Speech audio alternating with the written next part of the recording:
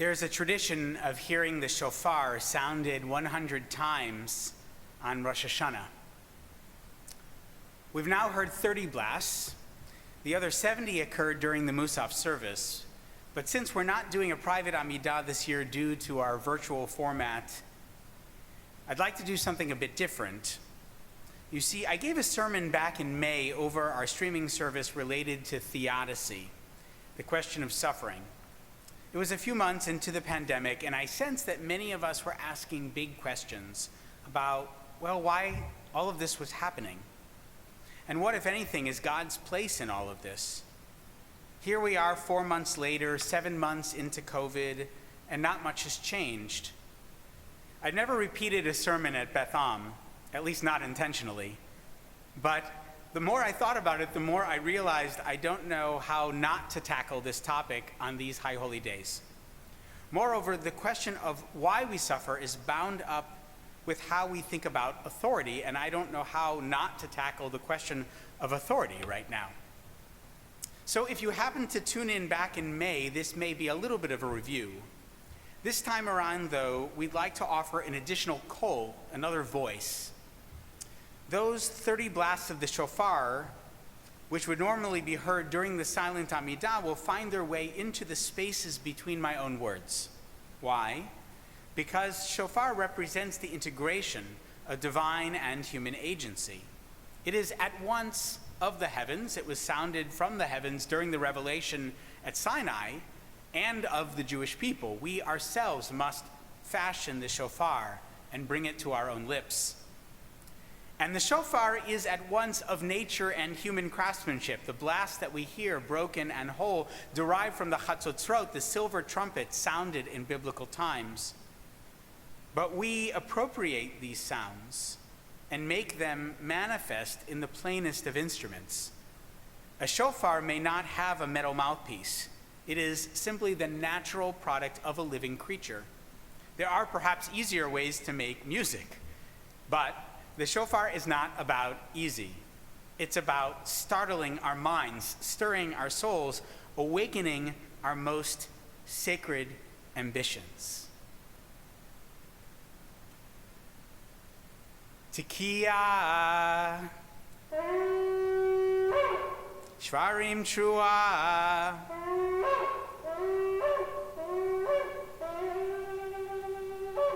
Tekiah, Tekiah, Shvarim, Tekiah, Tekiah, Trua, Tekiah. God has a plan. You hear that all the time. God has a plan. God has a plan for me, for my family, for the world. I may not understand it, but God has a plan. I may not like it, but God has a plan. Why? Why must God have a plan? Why must there be a plan? Why this human obsession with destiny, with fate? Let me just say it. I don't think God has a plan. I think God has a partner, humanity. I think God has a people, Israel. I think God has a purpose in mind for both the human race and the Jewish people, all of us and each of us. So why this fixation on divine providence, or what in Hebrew we call hashgacha pratit? Or put differently, what's this obsession with authority? Why do we need someone to follow? Someone we assume knows better than we? Remember that scene in the life of Brian, when all of those disciples have gathered outside Brian's window, and Brian leans out and says, "Look, you've got it all wrong. You don't need to follow me. You don't need to follow anybody. You've got to think for yourselves. You're all individuals." And the crowd responds in unison, "Yes, we're all individuals." And Brian says, "You're all different." And the crowd replies, "Yes, we are all different." I'll go on record again. I do think God knows more than us. How much more? I don't know. What kinds of things? I don't know. But that's not why I pray. That's not why I've dedicated my life to service. What I find compelling about God is not God's knowledge, but God's love. Because I want to learn to love like that. I want to create worlds like that. I think maybe we talk about God's plan because the world is often awful and we need to believe someone somewhere can see a bigger picture than we. That's the message of the Tochacha, the great rebuke, a litany of curses, a version of which appears both in Leviticus and Deuteronomy, a cautionary tale about what happens when you disobey God's commandment. And I get it, this makes complete sense if you are a people looking at a world of chaos and pain and trying to reconcile it with a loving God. We feel so out of control. There's a line in the Tochacha that seems to capture the deep anxiety, fear approaching paralysis so many of us feel so much of the time.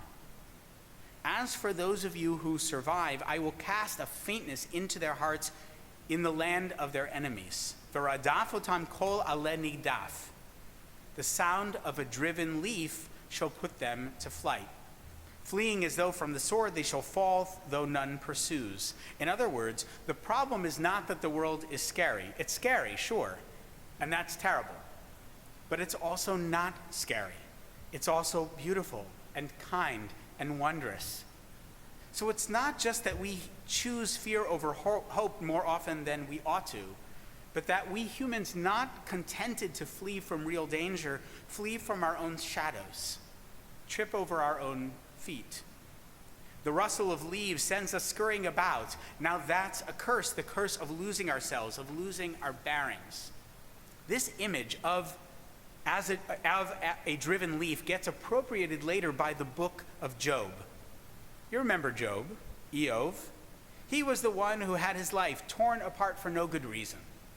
And looking at the wreckage of his life, he's forced to ask of the God to whom he is devoted, why do you hide your face and treat me like an enemy?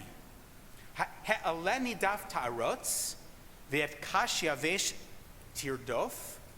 Will you harass a driven leaf? Will you pursue dried up straw? In the Tochacha, the driven leaf was the boogeyman, the creaky floorboards, the things that go bump in the night. But here, Job himself is the driven leaf. He is pushed about by a capricious wind and wonders aloud, where is or what is God's plan? He never gets an answer, at least not a satisfying one. But I think people read the book entirely wrong. They think Job doesn't get an answer as to the nature of God's providence, the particulars of Hashgacha Pratit. But the Kadosh Baruch Hu's famous speech from the whirlwind near the end of the book isn't about humanity, about how humanity is beneath knowing God's plan. It's about how humanity is beneath knowing God's mind.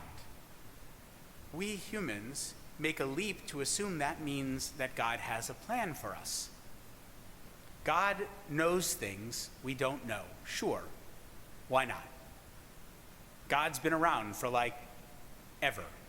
And I've been around for 44 years. Does God have a plan for God? Like a divine to-do list? Okay, maybe. Does God have a task list for us? For sure. We call these the mitzvot. We have 613 sacred obligations that Torah and the rabbis delineate that are meant to make us better humans, more godly even. But when I ask my kids to help with the dishes or to call their grandparents to say Shana Tova, I'm not controlling their lives. I'm asking them to make good choices. I'm teaching them to lead a decent, even purposeful existence. My plan is for each of them to be a mensch, not a puppet, not a leaf blowing in the wind. This Jobian image gets appropriated again in Milton Steinberg's timeless novel, As a Driven Leaf. It's the tale of Judaism's greatest heretic, Elisha ben Abuya. Steinberg's version of this real Talmudic character makes him the ultimate tragic figure because he cannot seem to grasp that he has choices. He feels pushed by his dead father, pulled by his teachers, tormented by world events, compelled by his devotion to logic, abused by his own mind. The reader sees him making choices that take him away from his happiness, away from his community, and yes, away from his God. But Elisha cannot see the choices he is making. He sees only his destiny, not God's plan, but ironically, that of his complete and religious devotion to reason. The problem with Elisha, like the problem with the victim from the Tochacha, who flees an imagined enemy, is that he thinks too much. Now, don't get me wrong, thinking isn't a bad thing. Our minds are a treasure. But we know that thinking can get us into trouble, like when we assume that human suffering must be the result of some divine plan. The Rambam, Maimonides, says that people suffer for 3 reasons. Mostly, we suffer because of what we do to ourselves. We make bad choices for our bodies, for our relationships. But then there's the suffering we visit upon others. How many are suffering now, not because they deserve it, but because people with power make it so? Finally, says Rambam, there is much suffering in the world that is without explanation at all. The universe is a chaotic place. Are more people dying because of extreme weather events related to human-caused climate change? To be sure. Did people die from hurricanes and earthquakes and forest fires long before we began to poison our planet? To be sure. In the midst of this suffering, we cry out for answers, and the whirlwind responds without clarity. Tekiah, Shvarim Trua, Tekiah, Tekiah, Shvarim, Tekiah, Tekiah, Trua, Tekiah.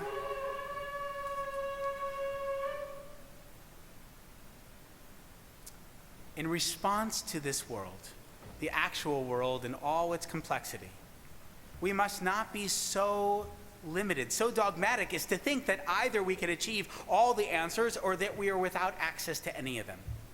Remember the movie Forrest Gump? We watched it during quarantine with our kids. Actually, you may have heard that the author who wrote Forrest Gump, Winston Groom, just recently passed away. I was struck in watching this with my kids, for them for the first time, for me for the first time in many years, by how much wisdom there is in the film. The image with the movie begins and concludes with a feather blowing in the wind. The feather is, of course, meant to be Forrest himself, a simple man who is pushed about by the forces beyond him. But unlike Elisha ben Abuya, Forrest finds happiness and great success in his many and varied pursuits. He plays football, he goes to war, he becomes a shrimp boat captain, he runs across America, he meets presidents. And I think the difference is that while Elisha gets bandied about by the wind, Forrest learns to adjust his sails. I don't know if we each have a destiny, he says near the end of the film, or if we're all just floating around accidental-like on a breeze. But I think maybe it's both. Maybe both is happening at the same time. One of Elisha's interlocutors in Steinberg's As a Driven Leaf is Rabbi Akiva. Rabbi Akiva in Pirkei Avot teaches something quite similar to what Forrest Gump comes to realize. Hakol tzafui v'harashut netuna. Everything is foreseen, yet freedom of choice is granted. This paradox forms the basis of Rabbi Akiva's worldview. He has this ability to live in the tension between two truths, that God sees more than we can, and that ultimately we have choices. This helps him to cement his position as one of the greatest rabbis of any generation, but I want to conclude my remarks today by asking why. Why of the Arba'a Nichasu B'Pardes, the 4 who entered the garden, The story on which As a Driven Leaf is based, in which one perished and another went mad and Elisha becomes a heretic, how could Akiva return unharmed? What was the secret of his success? Surely it's not that he was always a good judge of character. According to the Yerushalmi, he, like many others, believes Shimon bar Kuziba to be the Messiah, the Bar Kokhba, the son of a star. So Akiva supports the Bar Kokhba revolt, which frankly does not end all that well. But Akiva is not murdered for his belief in a false Messiah. He's murdered for his stubborn refusal to stop teaching Torah. I mentioned Rabbi Akiva's famous statement about destiny and choice. There's a second part of the teaching that often gets overlooked. Uvetov alam nidun, and the world is judged with goodness. Va'kol lefi rov hama'aseh, and everything is in accordance with the preponderance of works. We are not judged by our belief in destiny, our devotion to God's plan. We are judged through God's goodness, or whether we too have done good. Doing good in a world with so much bad is no small feat. We may be tempted to do otherwise, or to do nothing and blame our lot on destiny or fate or some plan beyond our reach. But that is not what Rabbi Akiva taught. How did Akiva understand his choice to teach Torah when forbidden to do so? The story is found in the Talmud, in Masachet Brachot. The sages taught. One time, after the Bar Kokhba revolt, the evil empire of Rome decreed that Israel may not engage in the study and practice of Torah. Pappos ben Yehuda came and found Rabbi Akiva, who was convening assemblies in public and engaging in Torah study. Pappos said to him, "Akiva, are you not afraid of the empire?" Rabbi Akiva answered him, "I will relate a parable. To what can this be compared?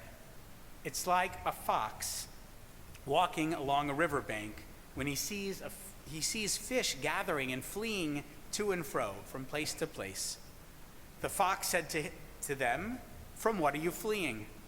They said to him, 'We are fleeing the nets of the people that have cast them upon us, or cast them for us.' The fox said to them, 'Do you wish to come up on dry land and will reside together, just as my ancestors resided with your ancestors?'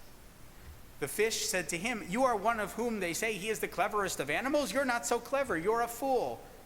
If we are afraid in the water, our natural habitat, which gives us life, then in a habitat that causes us death, all the more so.'"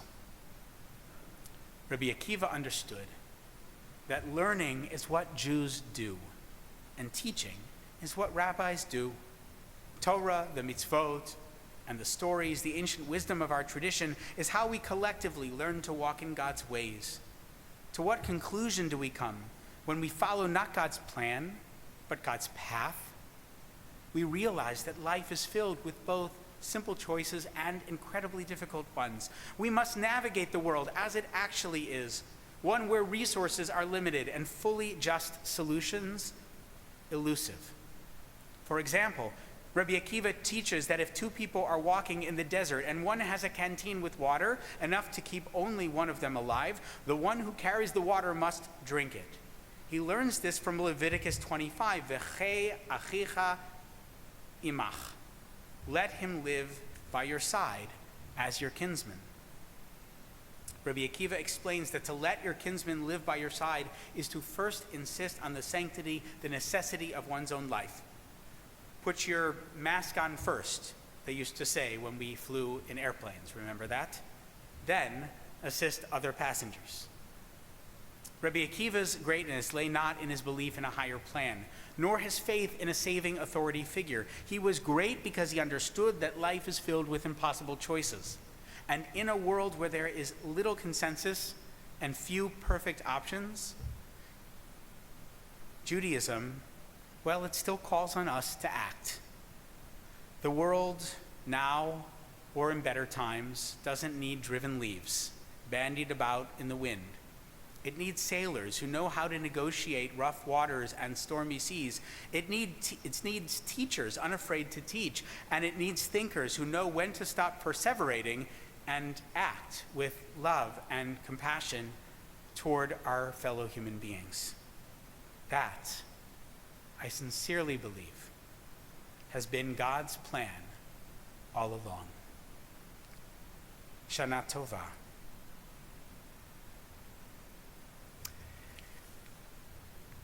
We are about to hear 10 more blasts of the shofar as we transition to our Musaf service. Very soon we'll hear the haunting words of Unatana Tokef I mentioned yesterday. Uve shofar gadol yitaka, the great shofar will be sounded.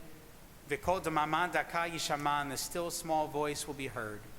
How perfectly these words describe the liturgical handoff that we're about to witness. Richard Rosenthal will sound the shofar, concluding with a Tekiah Gedolah.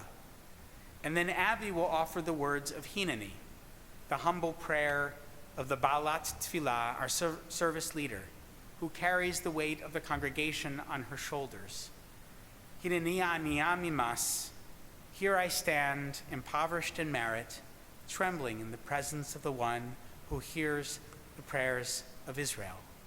I'll invite you to stand as we hear the shofar, and then you can be seated as we listen to Hineni, to be followed by the ark opening and the repetition of the Amidah. Tekiah, Shvarim Chua, Tekiah, Tekiah, Shvarim, Tekiah, Tekiah, Trua, Tekiah Gedolah,